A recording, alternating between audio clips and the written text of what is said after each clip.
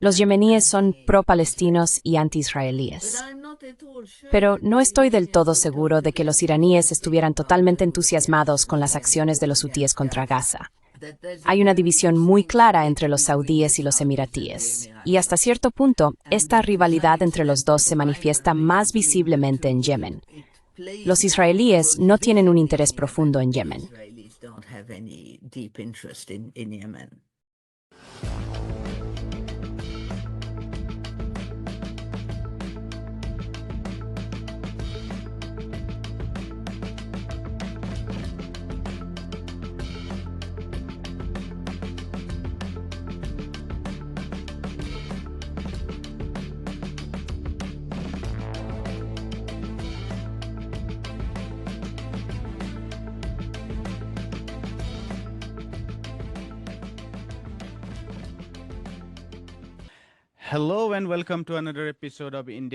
Hola y bienvenidos a otro episodio de India y la Izquierda Global.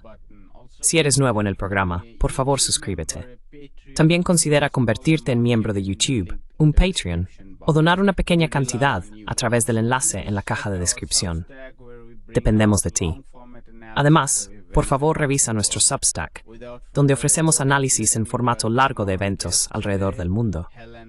Sin más preámbulos, permíteme dar la bienvenida a nuestra invitada de hoy, Helen Lackner. Nos sentimos honrados de contar con la presencia de la cineasta Helen Lackner, una de las principales expertas del mundo en Yemen. Es autora de varios libros, incluyendo Yemen en crisis, El camino a la guerra, Yemen, pobreza y conflicto, y Yemen en crisis, conflicto devastador, esperanza frágil. Ha pasado varias décadas trabajando e investigando en el país. Su trabajo abarca análisis político, desarrollo rural y política internacional. Strad Lackner, bienvenidos nuevo a India y la Izquierda Global. Bueno, gracias por invitarme y espero que podamos decir algo que aclare un poco las cosas para los oyentes.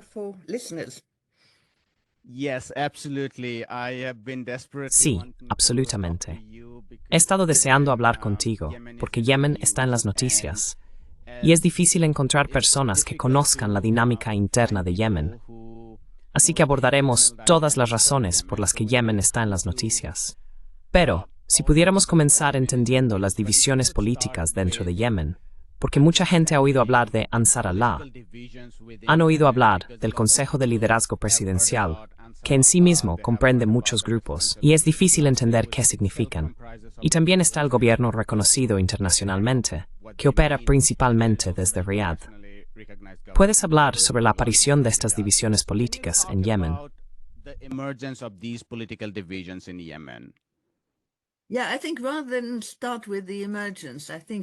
Sí, creo que en lugar de comenzar con el surgimiento, comenzaré con la situación actual tal como es hoy. Habría sido bueno si hubiéramos tenido un mapa para esto, pero no pensé en preparar uno para la ocasión. Básicamente, si miras a Yemen hoy, tienes dos áreas amplias. Tienes el área noroeste, hasta aproximadamente Taiz, y la costa oeste, hasta unos 100 kilómetros al sur de Hodeida, que están bajo el control de Ansar Allah. Ansar Allah es el nombre oficial de lo que comúnmente se describe como los hutíes en los medios y aún más comúnmente descritos como los hutíes respaldados por Irán.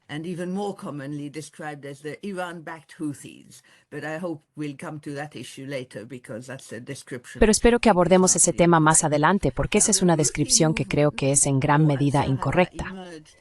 Ahora, el movimiento Houthi o Ansar Allah surgió en los últimos 30 años, primero en oposición al gobierno central cuando solo había un gobierno en Yemen hasta hace unos 10 años. Son un movimiento fundamentalmente religioso que tiene un elemento militar muy fuerte. Lo dejaré así por ahora y abordaré el resto más adelante. Solo una cosa más. Básicamente controla alrededor del 30% de la área geográfica de Yemen, pero el 70% de la población.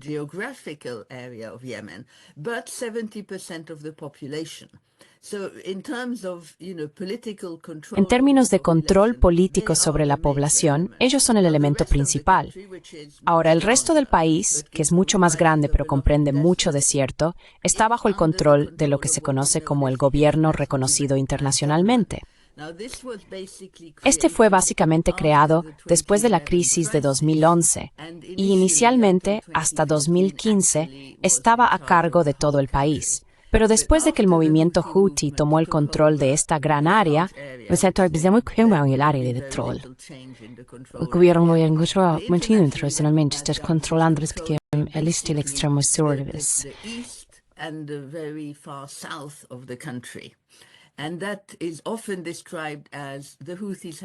Y eso a menudo se describe como que los hutíes tienen el norte y el IRG tiene el sur, lo cual es muy engañoso porque da la impresión de que tenemos las antiguas fronteras de la República Árabe de Yemen antes de 1990 bajo el área hutí y lo que era la República Democrática Popular de Yemen bajo el IRG. Esto es simplemente incorrecto porque aunque el área controlada por los hutíes está completamente dentro de lo que era la República Árabe de Yemen, el gobierno reconocido internacionalmente controla áreas significativas que anteriormente estaban en lo que era la República Árabe de Yemen. Así que la ecuación de sur igual a IRG es simplemente incorrecta. Y el otro elemento es que el gobierno reconocido internacionalmente fue liderado por el presidente Hadi hasta 2022, desde 2012 hasta 2022. Y ya estaba muy fragmentado.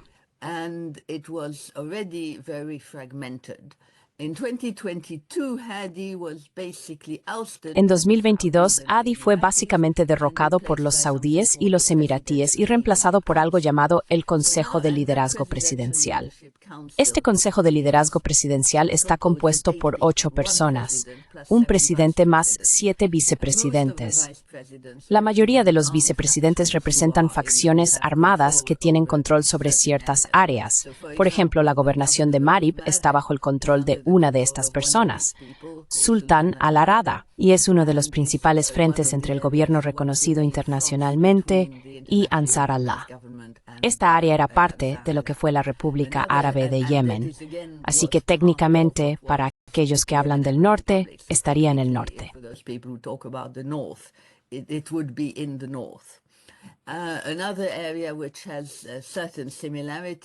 Otra área que tiene ciertas similitudes es la sección suroeste, que está en la costa con el Bab al-Mandeb y cubre la costa del Mar Rojo hasta unos 100 kilómetros al sur de Hodeida.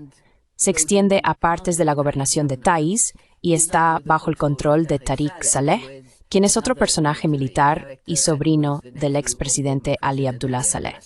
Y nuevamente esa área no formaba parte de la República Democrática Popular de Yemen. Así que, en esencia, tienes estos dos grupos muy diferentes. Y una de las diferencias fundamentales entre ellos es que Ansar Allah y los hutíes son un área muy centralizada y bien organizada, que está claramente gobernada por Ansar Allah.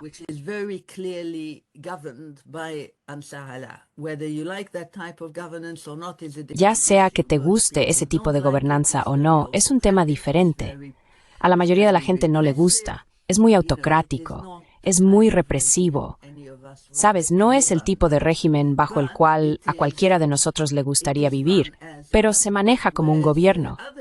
Mientras que en la otra área que tiene estos 7 vicepresidentes, muchos de estos vicepresidentes tienen sus propias áreas que apoyan o que controlan. Acabo de mencionar a Al-Arada y he mencionado a Tariq Saleh. También tienes en el lejano oriente, Hadramut, que no tiene, en este momento, tiene un miembro del PLC como uno de los vicepresidentes, pero él realmente no está en control de esa gobernación.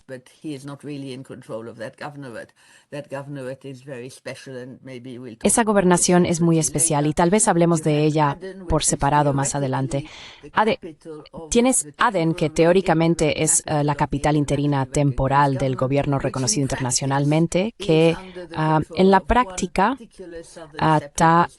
está bajo el control de un grupo separatista sureño en particular, liderado por uno de los vicepresidentes del PLC. Así que cuando hablas del gobierno reconocido internacionalmente, básicamente estás hablando del PLC y del gobierno bajo un primer ministro, que tiene varios ministros que teóricamente están basados en Aden, pero muchos de ellos no están basados en Aden. Están basados en Riyadh o en otros lugares.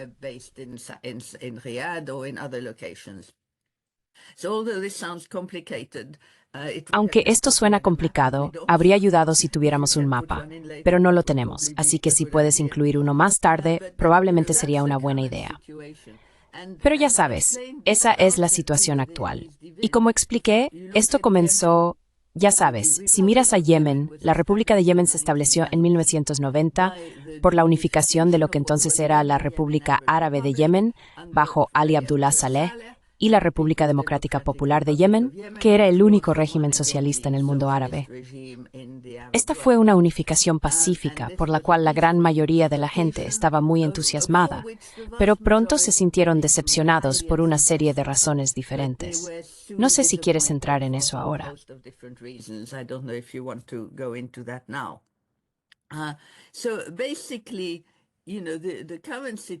Básicamente, la situación actual es un régimen de Ansar al-Azhar muy centralizado y un área de gobierno reconocido internacionalmente altamente fragmentada, que en el mejor de los casos se gestiona a nivel de gobernación. Se puede decir que algunas de las gobernaciones están razonablemente bien gestionadas, pero ambas partes tienen serias dificultades financieras, lo que, por supuesto, limita su capacidad para gobernar. Eligen usar sus fondos de la manera que consideran adecuada, pero ambas partes están sufriendo significativamente, tanto en términos de la situación humanitaria como en la provisión de servicios básicos para la gente. Creo que me detendré ahora para darte la oportunidad de hablar.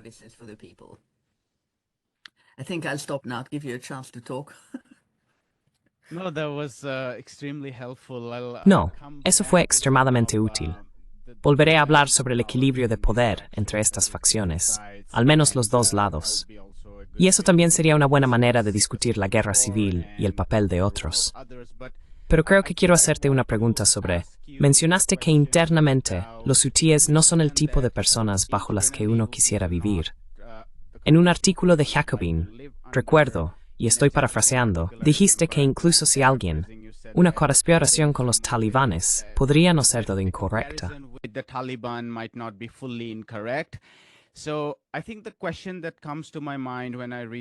Entonces, creo que la pregunta que me viene a la mente cuando leo eso es, si comparamos a los hutíes con el Consejo de Liderazgo Presidencial, parece que las formas extremas de ideas políticas religiosas son parte de ambos, aunque de diferentes maneras. Hay mucha influencia salafista dentro del PLC. Entonces, ¿puedes hablar sobre cómo se comparan los dos lados entre sí y cuál es la naturaleza de la represión? ¿Es la religión utilizada en un sentido político de manera exclusiva o se extiende a la represión administrativa y así sucesivamente?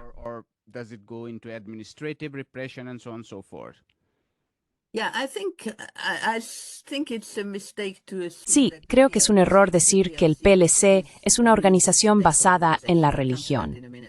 Llegaré a eso en un minuto. Pero ya sabes, los hutíes son una organización teocrática. Quiero decir, su ideología está modelada hasta cierto punto en el sistema iraní. No quieren cancelar la existencia de una república.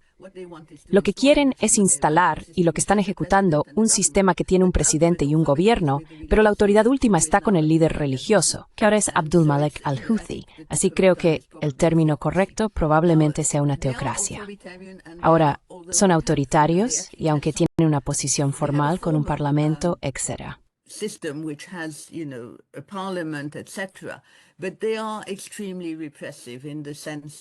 Pero son extremadamente represivos en el sentido de que son represivos en la mayoría de las formas estándar en que las organizaciones religiosas fundamentalistas son represivas.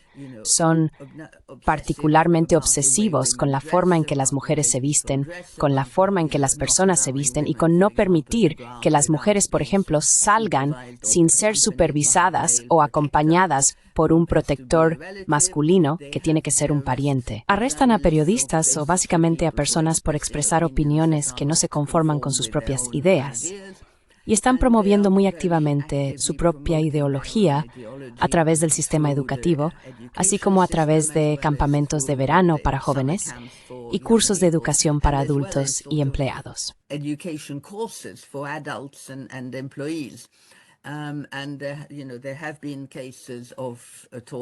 Y sabes, ha habido casos de tortura y personas muriendo en sus prisiones, lo cual también ocurre en el otro lado. Así que el elemento represivo no es un comportamiento exclusivo de los hutíes, sino que se encuentra en ambos lados. Sin embargo, los hutíes probablemente son más extremos en esto. Particularmente en el último año, han arrestado a unas 60 personas que trabajan para organizaciones humanitarias internacionales bajo el pretexto que todos son espías para los Estados Unidos y el Reino Unido. Es muy poco probable que este sea el caso, y han hecho que personas realicen confesiones grabadas en vídeo con declaraciones algo absurdas.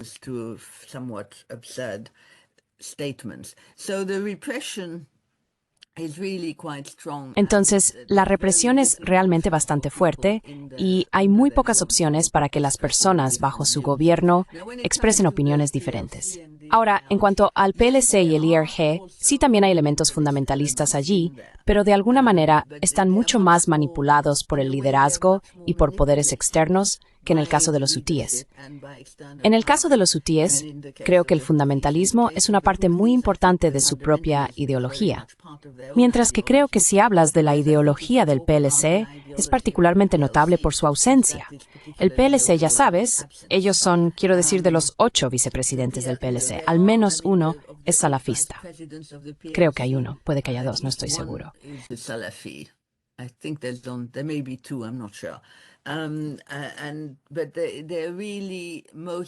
Pero en su mayoría son salafistas, usan la religión de una manera diferente, y eso está en gran medida conectado también con el papel de los Emiratos Árabes Unidos, porque, como estoy seguro de que sabes, los Emiratos Árabes Unidos tienen una fobia completa a cualquier forma de islamismo político, ya sea una forma leve o muy, ya sabes, razonable, o cualquier tipo de islamismo político, hasta el extremo del yihadismo, lo consideran todo de una manera completamente poco sofisticada como extremadamente peligroso. Así que su posición es que apoyan a los salafistas quietistas, es decir, salafistas que creen en obedecer al gobernante, sea quien sea el gobernante, en lugar de desafiar potencialmente al gobernante.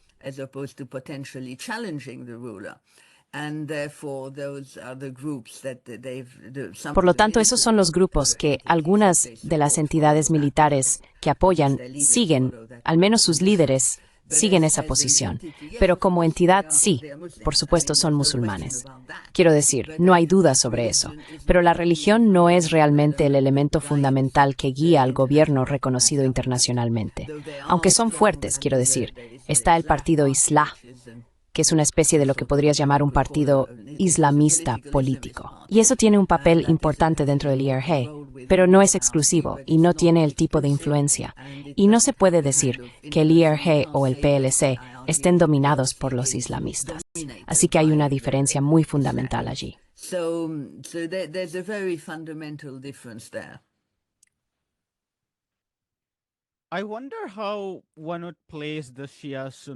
Me pregunto, ¿cómo se situaría la división Chi-Suní en esta ecuación? No para discutir ahora sobre Irán y Arabia Saudita, sino internamente. ¿Cuál es la historia Chi-Suní allí? Porque la historia simplificada que escuchamos es que los hutíes surgieron en los años 90, principalmente como un grupo juvenil, liderado por un movimiento religioso yihadista. Así que hable un poco más sobre eso. So talk a little bit more about that. Sí, quiero decir, ya sabes, los hutíes son saidíes, y el movimiento hutí es principalmente saidí. Controlan áreas que no son saidíes. Por ejemplo, partes de Marib y Tihama, y algunas áreas al sur de Yerim no están pobladas por personas saidíes. El resto de Yemen está poblado por sunitas, principalmente de la variedad Shafi. Teológicamente, según entiendo, hay muy poca diferencia entre el saidismo y el sunismo Shafi. En el pasado, y creo que hasta cierto punto hoy en día, ya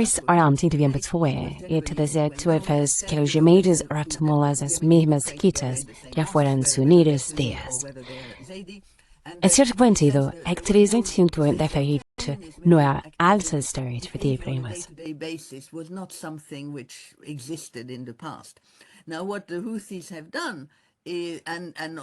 Ahora, lo que han hecho los hutíes por un lado y los salafistas por el otro es que están intensificando y haciendo todo lo posible por aumentar esas diferencias y crear un elemento sectario en los problemas políticos dentro del país.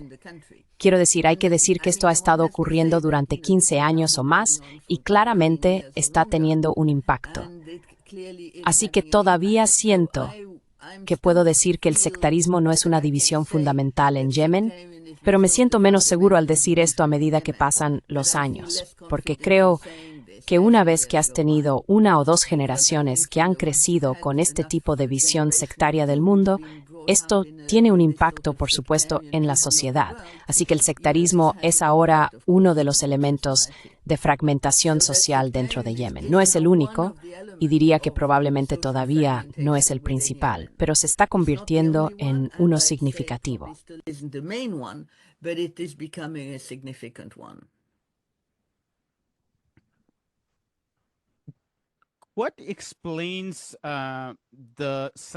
¿Qué explica el éxito de los hutíes? Porque si los zaidíes son alrededor del 35% al 45% y son más dominantes en la parte norte, pero también tienen, como dijiste, 2/3 de la población. Así que obviamente otros también están bajo su control. Ahora, una forma de verlo es la represión total. Pero también me pregunto, y has hablado de esto, pero también me pregunto sobre su éxito militar. Si son grupos organizados militarmente concentrados, entonces habrá un elemento de eso también. Pero aparte de eso, ¿hay algo más que pueda describir el éxito de los hutíes? Probablemente un Yemen unificado, o no lo sé. Solo te estoy haciendo esa pregunta.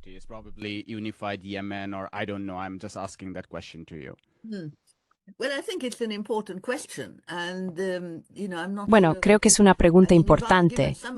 Y, sabes, no estoy seguro de que... Quiero decir, has dado algunas de las respuestas, que es que son un grupo muy organizado. Cuando comenzaron inicialmente, ya sabes, se oponían a la opresión y el abandono del régimen de Saleh. En parte, ya sabes, hubo las 6 guerras entre 2004 y 2010 entre el régimen de Saleh y los hutíes. Y esas realmente empeoraron con el tiempo y fortalecieron a los hutíes, en parte debido a la naturaleza y calidad de la respuesta del régimen de Saleh. Hay que decir que el régimen de Saleh lo manejó extremadamente mal, y por lo tanto facilitaron que la gente en la parte norte del país se uniera a los hutíes, simplemente porque estaban tan insatisfechos con el enfoque del régimen de Saleh y por lo tanto fortalecieron a los hutíes.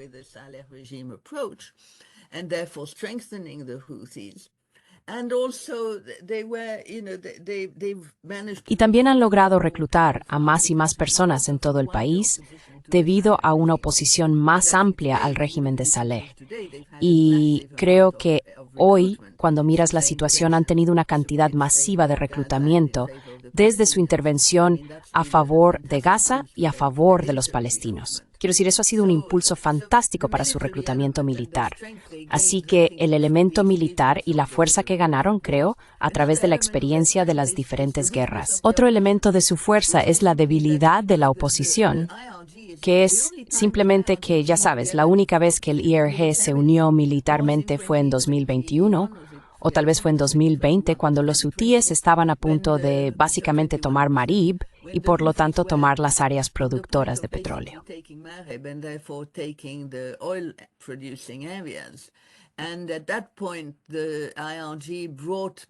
Y en ese momento, la IRG trajo a las tropas salafistas y de Tarek Saleh desde el suroeste, desde la costa de Tijama, básicamente para ayudar al resto de la IRG con el fin de evitar que los hutíes tomaran el control.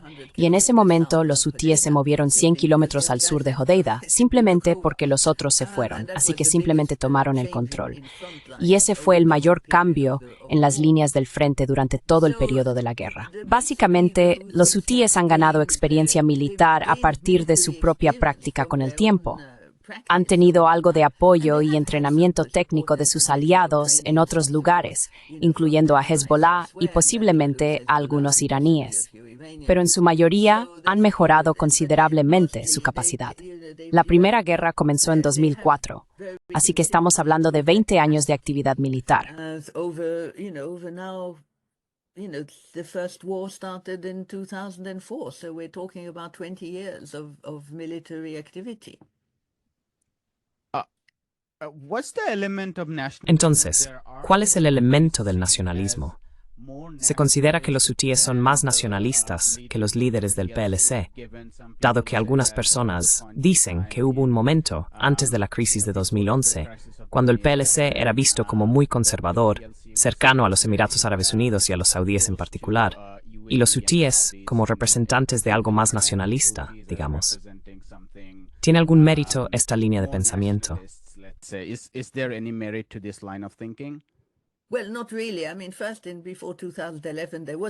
Bueno, no realmente. Quiero decir, primero, antes de 2011 no había PLC.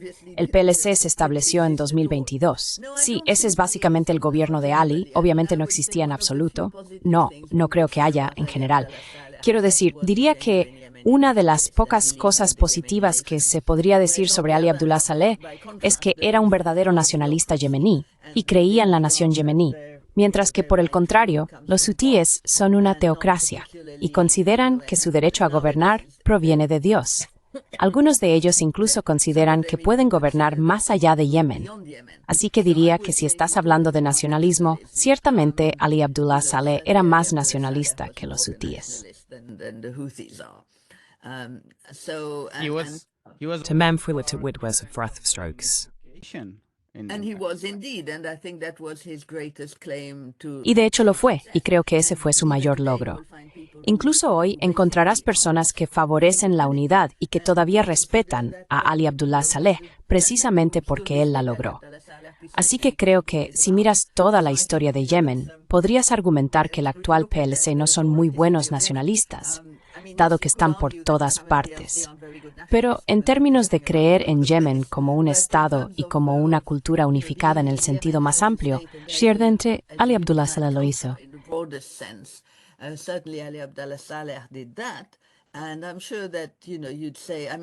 Y estoy seguro de que, ya sabes, dirías, quiero decir, por ejemplo, no puedes decir que los separatistas del sur son nacionalistas yemeníes porque, aunque usan la bandera de la RPDI, lo cual me causa algo de diversión, si no sarcasmo, ya sabes, ni siquiera pueden decidir el nombre que le darían a la entidad si lograran volver a las fronteras anteriores a 1990.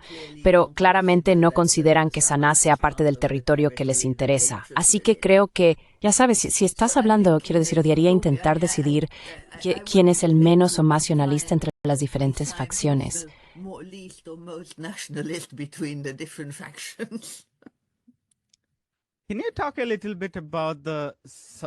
¿Puedes hablar un poco, muy concisamente, sobre el movimiento separatista del sur?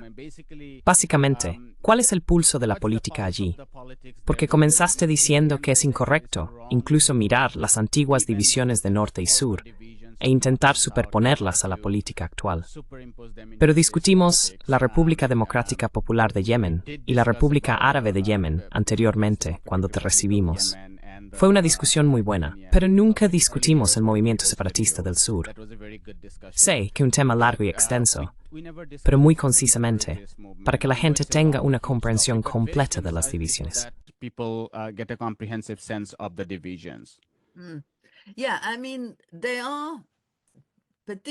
Sí, quiero decir, particularmente cuando ocurrió la unificación en 1990, la mayoría de las personas que estaban involucradas en el proceso en el Partido Socialista Yemení, desde el lado de la RPD, esperaban y deseaban que fuera un arreglo federal. Y hubo lo que resultó ser realmente un acuerdo secreto privado hecho de la noche a la mañana entre Al-Bid, quien entonces era el secretario general del PSEI, y Ali Abdullah Saleh para tener esta unidad completa, que es básicamente lo que Saleh quería. Así que eso creó las raíces de los problemas, porque muy rápidamente lo que había sido la RPDI perdió muchas de las ventajas que la gente tenía allí, incluyendo la seguridad social, precios razonables, un costo de vida accesible, educación y varias otras facilidades proporcionadas por el Estado en la RPDI. Así que había ese nivel de desacuerdo.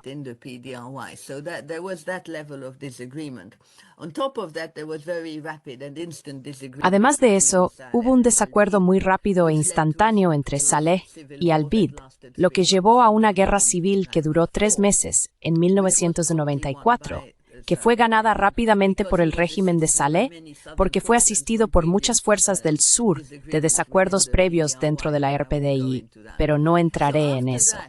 Así que después de eso se tenía una situación donde la gente en lo que entonces se conocía oficialmente como las gobernaciones del sur, es decir, el área de la RPDI, se fue alienando cada vez más. Para 2007 comenzó a surgir un verdadero movimiento separatista, particularmente porque muchas personas, muchos de los militares, por ejemplo, fueron despedidos después de 1994. La creciente pobreza y las divisiones que se acumularon en los años 90 y 2000 se estaban volviendo más significativas.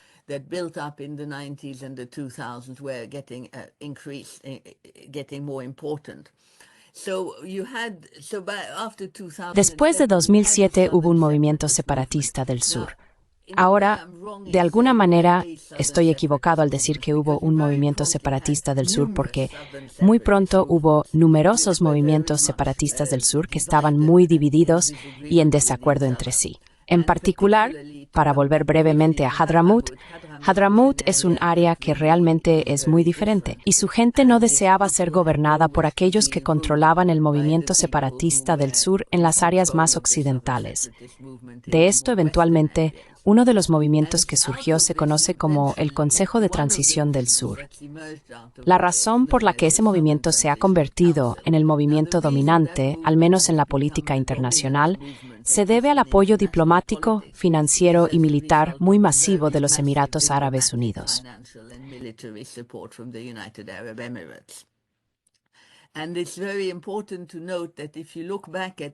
Y es muy importante señalar que, si miras hacia atrás al conflicto interno muy importante en la RPD en 1986, las divisiones fueron entre dos grupos, uno en el extremo oeste de la RPDE y otro al oeste de Adén, al norte y oeste, en las áreas de Lahej y Dalia, el otro en Abyan y Shabwa. Esa división todavía existe cuando miras dentro de los movimientos separatistas del sur.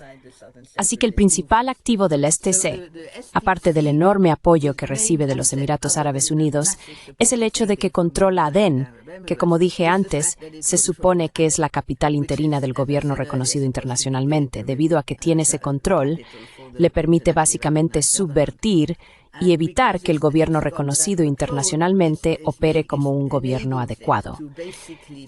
Así que esa es otra fragmentación. Como decía antes, tienes a Marib, que es un gobernador que lo maneja a su manera.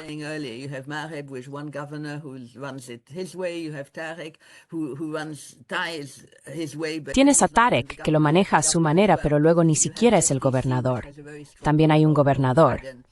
Tienes al STC, que tiene un control muy fuerte sobre Adén y hasta cierto punto sobre las áreas alrededor. Luego, cuando te mueves hacia el este, empiezas a tener Shabwa, donde hay más problemas, y luego tienes Hadramaut. Así que básicamente mi opinión es que el STC representa una sección muy pequeña del antiguo PDRI, o al menos un número muy pequeño de personas en un área pequeña del ex PDRI. Hay muchos otros, tanto dentro de esas gobernaciones como en otros lugares, que son separatistas diferentes o creyentes en la unidad yemení, y el STC está básicamente exagerado gracias a este enorme apoyo diplomático que ha estado recibiendo de los Emiratos. Espero que sea lo suficientemente breve y no demasiado confuso.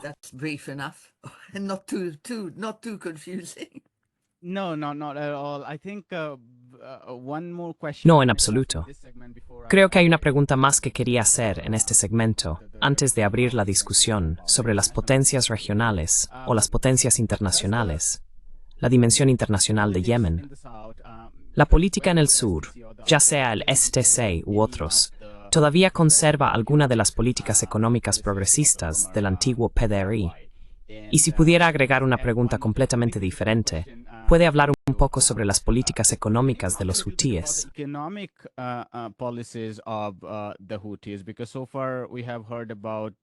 Hasta ahora hemos escuchado sobre el aspecto político-religioso de los hutíes.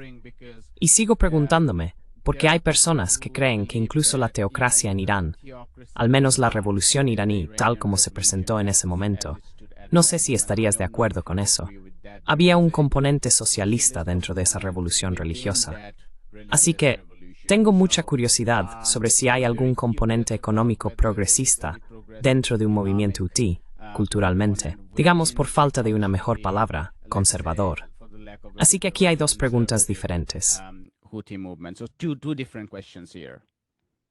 Okay, I'll start with the second one, then you'll have to repeat the first one. Está bien, comenzaré con el segundo, luego tendrás que repetir el primero. Básicamente la respuesta es no. La política económica de los hutíes es extraer la mayor cantidad de dinero posible de cualquier fuente que puedan para financiar la guerra y también para financiar algunos de los privilegios de su liderazgo superior.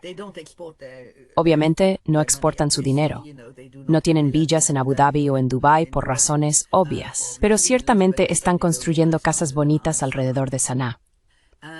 Básicamente, la fuente de los fondos es la tributación, no solo los derechos de aduana e importación, sino todo tipo de extracción de dinero de comerciantes, de todos y cualquiera de quien puedan extraer dinero, incluida la situación humanitaria, etc.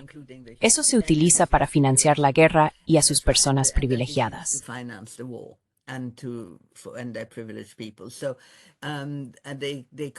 Entonces, constantemente afirman que no tienen los fondos para pagar los salarios de los maestros y el personal médico. Pero de hecho, podrían pagar eso si quisieran. Sin embargo, pueden hacer grandes celebraciones en varias ocasiones, etc. Así que no creo que puedas decir eso.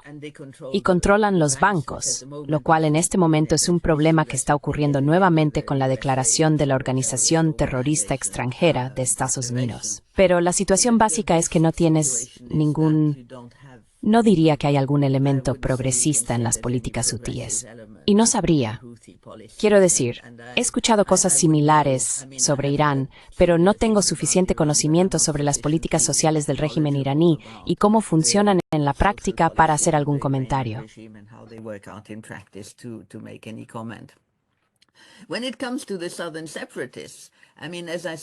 Cuando se trata de los separatistas del sur, encuentro increíblemente irónico que usen la bandera socialista, porque no hay rastro de socialismo en la forma en que se comportan. No tienen políticas. Cada vez que se les pregunta cuáles son sus políticas para el futuro, básicamente dicen independencia. Y eso es todo. Son bastante incapaces de decir algo más. Si miras a su liderazgo, básicamente están tomando lo que pueden para su propio beneficio y tienen sus villas en Dubái, Riyadh y donde sea. Esos fondos que deberían estar destinados a proporcionar servicios al pueblo yemení.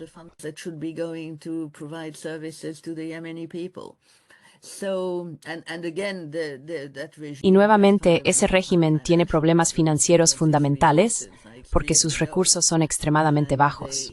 Solía vivir de las mínimas exportaciones de petróleo, que eran muy pequeñas, pero aún así existían.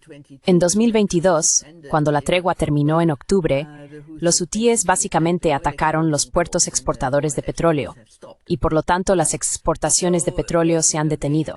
El régimen depende enormemente del apoyo financiero de los saudíes y la comunidad internacional.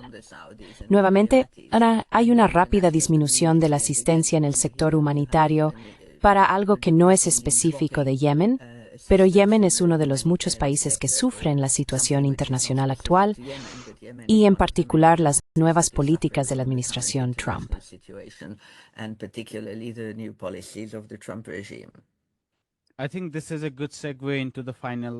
Creo que esto es una buena transición hacia el segmento final que quería discutir. En todo el Medio Oriente, es imposible ignorar las relaciones internacionales. Quiero decir, estamos viendo esto por todo Siria ahora. Siria es el cruce de caminos de todas las potencias internacionales. Los israelíes y los turcos están luchando por ocupar más tierras, más bases aéreas. Los Estados Unidos y los rusos están allí. Así que quiero discutir Yemen y su encrucijada en la política internacional.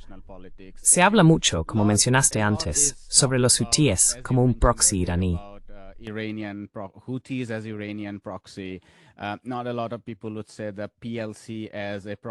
No mucha gente diría que el PLC es un proxy de Arabia Saudita y los Emiratos Árabes Unidos, aunque eso podría ser más correcto. No lo sé, o tal vez no. Luego está la dimensión de Palestina, que se ha vuelto muy aguda ahora. Si miras las protestas, Palestina está predominantemente presente en las movilizaciones dentro de las áreas hutíes. Y luego uno puede ir aún más lejos y hablar de Rusia y Hezbollah estando del lado de los hutíes. Te he lanzado mucho, pero ¿puedes darnos una forma mucho más concisa y útil de ver cómo Yemen está navegando dentro de estos cruces internacionales? Yemen is navigating within these international crossroads. Okay, well, I'll try and Bueno, intentaré cubrir parte del territorio. Lo que olvide, puedes recordármelo con preguntas adicionales. Creo que comenzaré con los hutíes y Palestina. Bueno, en realidad no, comenzaré con Yemen y Palestina. Los yemeníes son pro-palestinos y anti-israelíes, y creo que tendrías mucha dificultad para encontrar a un yemení que no apoye a Palestina. Así que tomar medidas en apoyo a Palestina en el genocidio actual que está ocurriendo en Gaza es básicamente, diría yo, un instinto normal para prácticamente cualquier yemení. Lo que también ha hecho, por supuesto, es que los hutíes son la única entidad, quiero decir, ya sea que sean reconocidos o no, están controlando un elemento significativo de una especie de Estado.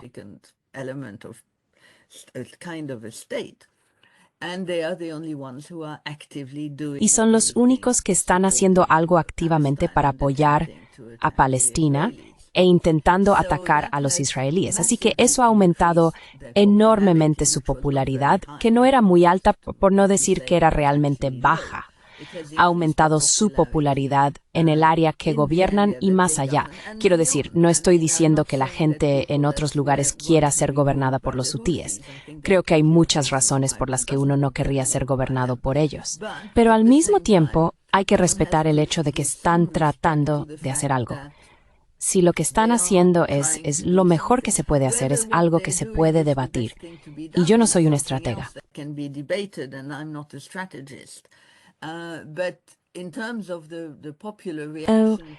Pero en términos de la reacción popular a las acciones de los hutíes dentro de Yemen, en todo Yemen y más allá, si miras al resto de la península, creo que es generalmente muy positiva del lado popular. Y creo que vale la pena señalar que, por ejemplo, los saudíes no han dicho una sola cosa sobre el intento de los hutíes de atacar a Israel, ni han asistido de ninguna manera a los Estados Unidos en sus actividades contra los hutíes. Creo que eso se debe principalmente a una conciencia de la popularidad y la importancia del tema palestino en todo el mundo árabe. Así que creo que eso lo cubre. La otra cosa, por supuesto, como dije antes, es que ha dado a los hutíes instalaciones fantásticas para el reclutamiento. Sabes, la gente no estaba tan entusiasmada por unirse a su ejército antes. Al menos no tanta gente.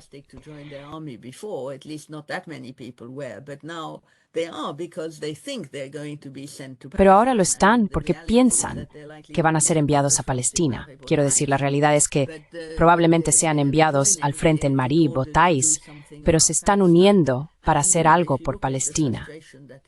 Y ya sabes, si miras la frustración que se siente, creo, en todo el mundo por las atrocidades de lo que está sucediendo en Gaza hoy, es fácil entenderlo.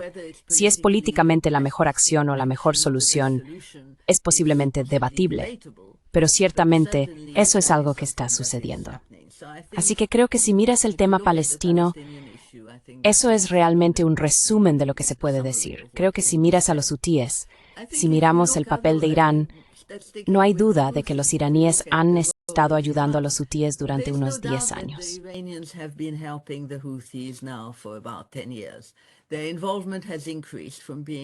Su participación ha aumentado de ser mínima a posiblemente ser mayor. Y es principalmente en el suministro de elementos sofisticados para el armamento de los hutíes, porque los hutíes han desarrollado una industria militar en los últimos 10 o 15 años.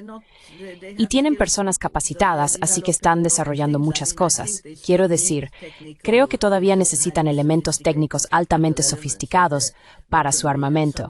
Y es muy probable que parte de eso provenga de Irán. No soy un experto militar de ninguna forma, pero están recibiendo ese apoyo. Iraníes han apoyado con petróleo, lo que les ha ayudado económicamente, pero no estoy del todo seguro de que los iraníes estuvieran totalmente entusiasmados con las acciones de los hutíes contra Israel en Gaza.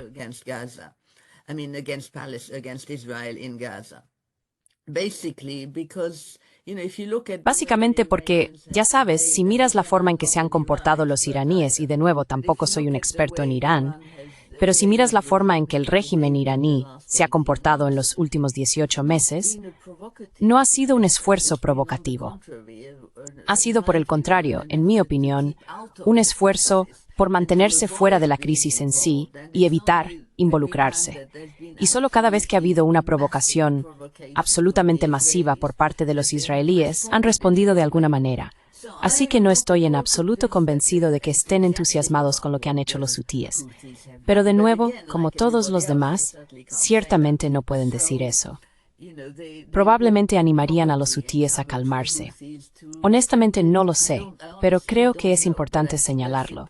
Y es absolutamente incorrecto llamar a los hutíes proxies iraníes.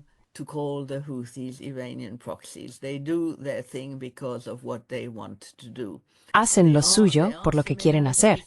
Hay similitudes ideológicas, y ciertamente el modelo de los proxies iraníes jugó un papel en la forma en que los hutíes han desarrollado su propia ideología. Pero eso no los convierte en proxies, y no reciben órdenes de Teherán. Tampoco creo que reciban órdenes de nadie, excepto que piensan que reciben sus órdenes de Dios. Así que creo que eso cubre el tema iraní. Ahora, cuando miramos al gobierno reconocido internacionalmente y su relación con Arabia Saudita y los Emiratos, es una relación compleja. Los saudíes crearon la coalición en 2015 para devolver a este gobierno reconocido internacionalmente a Saná y a la legitimidad, y llevaron a cabo bombardeos intensos durante muchos años hasta 2022. Y esto fue básicamente un fracaso.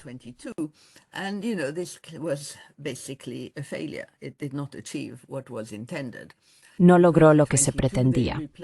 En 2022, reemplazaron a Hadi con este PLC. Y creo que uno de los elementos importantes, y no recuerdo si lo mencioné la última vez que hablamos, pero es algo de lo que he estado hablando durante muchos años y que ahora se dice mucho más, es que hay una división muy clara entre los saudíes y los emiratíes. En cierta medida, esta rivalidad entre los dos se manifiesta más visiblemente en Yemen, pero cada vez más también se manifiesta en otros campos y en otros sectores, tanto de la economía como de las relaciones internacionales de estos dos estados. En términos de apoyo a Yemen, tenemos un grupo donde algunos de los miembros del PLC son apoyados por los Saud y otros son apoyados por los saudíes.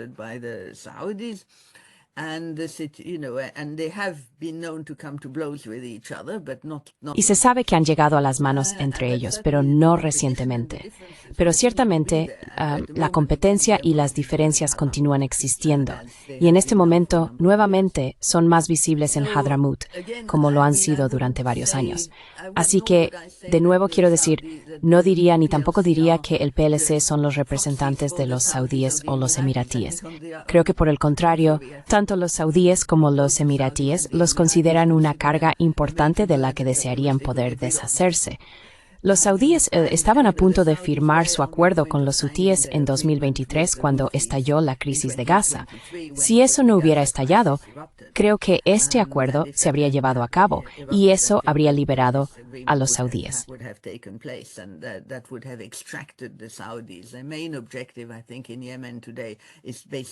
Su principal objetivo, creo, en Yemen hoy es básicamente salir de esta crisis y la situación actual lo hace cada vez más difícil.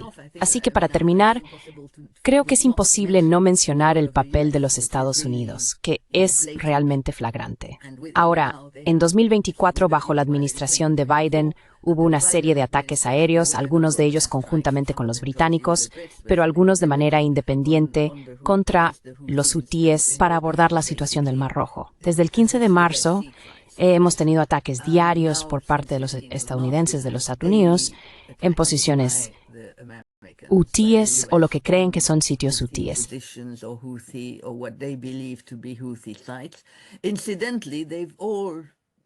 Por cierto, los saudíes, los británicos y los estadounidenses están bombardeando los mismos lugares una y otra vez.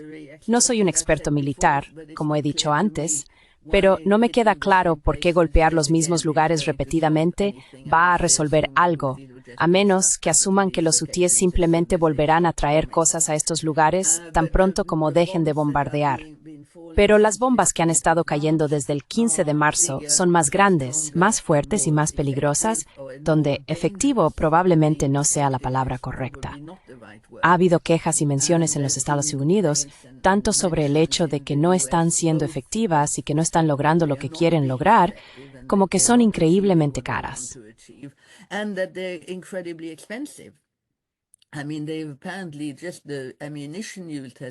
Quiero decir, aparentemente solo la munición utilizada ha costado más de 200 millones, y el costo de la operación, si incluyes al personal y los portaaviones y el resto, ahora se estima en más de 1.000 millones.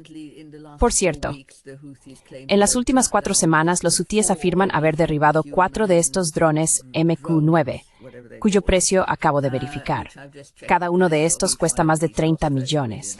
Al menos eso es lo que dice Estados Unidos o lo que dicen los fabricantes. Así que ya sabes, estamos hablando de una ofensiva que es extremadamente destructiva, aunque aparentemente, según lo que se ha anunciado, no ha causado ni de cerca la cantidad de muertes y lesiones que uno hubiera esperado.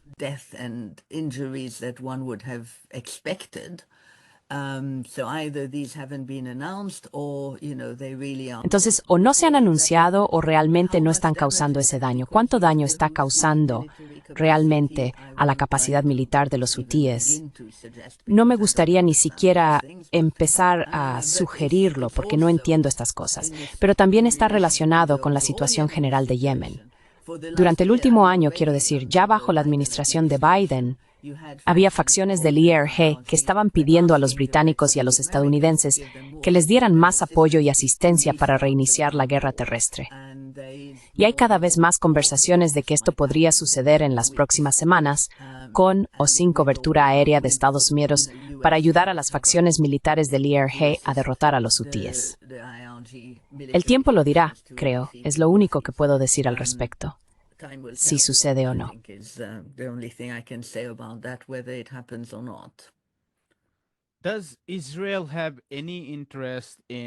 ¿Tiene Israel algún interés en ver derrotados a los hutíes y que el IRG tome el control de Yemen en su lugar?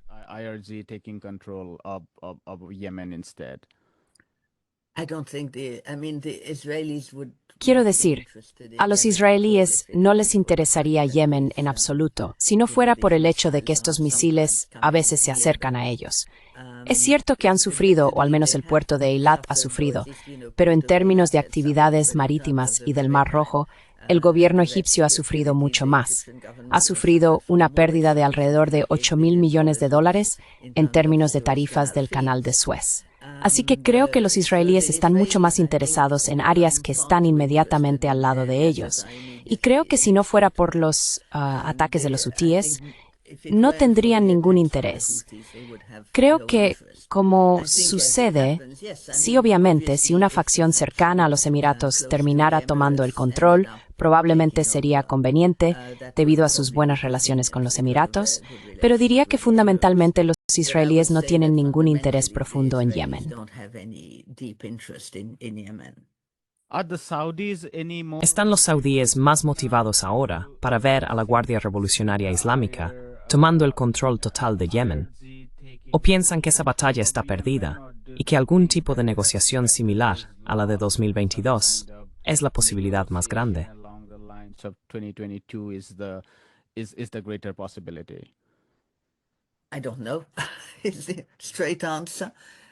No lo sé, es la respuesta directa.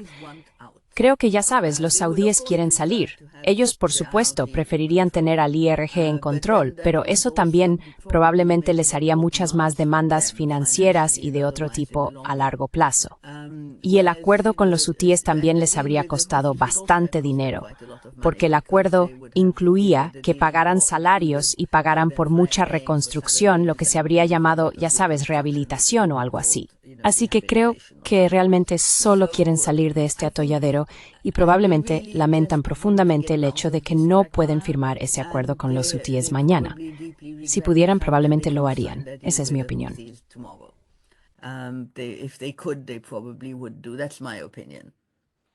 En términos de legitimidad política, si acaso, esta campaña de bombardeos debe hecho a los hutíes políticamente más aceptables entre los yemeníes.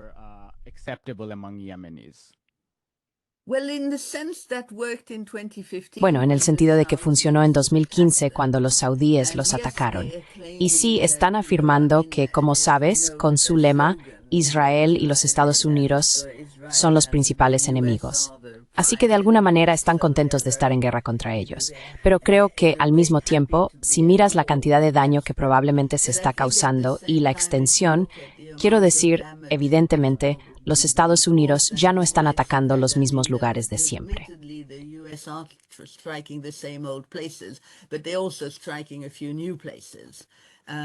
Pero también están atacando algunos lugares nuevos, fábricas y otras cosas, lo que realmente está destruyendo aún más lo que queda de la economía yemení.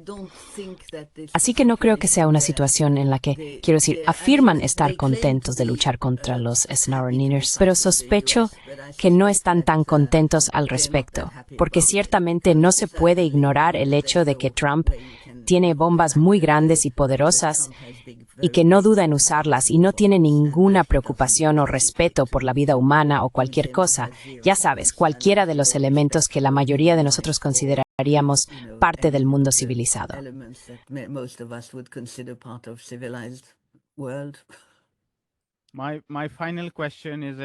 Mi última pregunta es más abstracta. Si puedes responder rápidamente. La última vez discutimos tu libro, no recuerdo el título exacto. Lo siento mucho. Era Semillas de Socialismo en el Puesto Avanzado. Puesto avanzado de Fortschritt en la península Sí. Un puesto avanzado del socialismo en la península arábiga. Sí. Sí, y lo que todavía recojo de ese libro es que estabas muy entusiasmado con un proyecto político en Yemen en los años 60 y 70. Solo tengo curiosidad, dado el tiempo que has invertido en la región, ¿qué te llama la atención cuando piensas en el futuro de Yemen? ¿Y dónde se busca esperanza, dado que todo lo que hemos discutido no es muy inspirador, para ser un poco reductivo?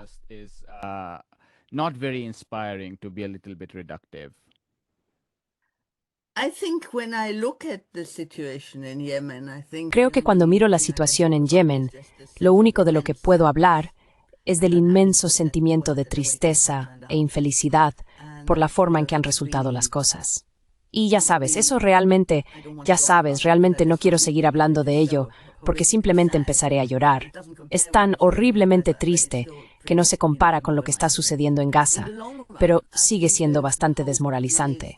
A largo plazo, creo que la esperanza reside en el desarrollo de la solidaridad basada en la comunidad, actividades basadas en la comunidad, que podrían, a lo largo de una generación, producir personas capaces de comprometerse con el país y con sus colegas ciudadanos y hermanas, y tratar de tener una clase política o agrupaciones políticas que no sean tan egoístas como los actuales líderes de todos los lados.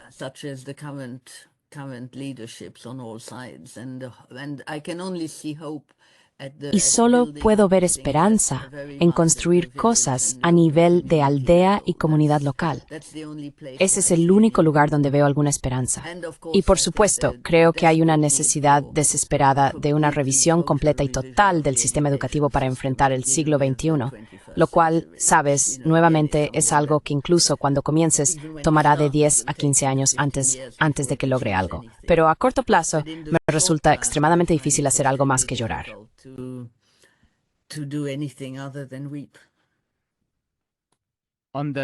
En esa nota de pesimismo, esa fue Helen Lackner, una destacada experta en Yemen. Señora Lackner, muchas gracias por acompañarnos. De nada, espero que la gente encuentre esto útil. Hola, mi nombre es Ayushman. Junto con Yatishman, hemos iniciado esta plataforma. Durante los últimos 2 años hemos intentado crear contenido para las fuerzas de izquierda y progresistas. Hasta ahora, hemos entrevistado a economistas, historiadores, comentaristas políticos y activistas. Si te ha gustado nuestro contenido y quieres que construyamos un archivo para la izquierda, tengo 2 solicitudes para ti. Por favor, considera hacer una donación a la causa. El enlace está en la descripción a continuación. Además, si no puedes hacerlo, no te sientas triste. Siempre puedes dar me gusta a nuestros videos y compartirlos con tus camaradas. Finalmente, no olvides presionar el botón de suscribirse. Don't forget to hit the subscribe button.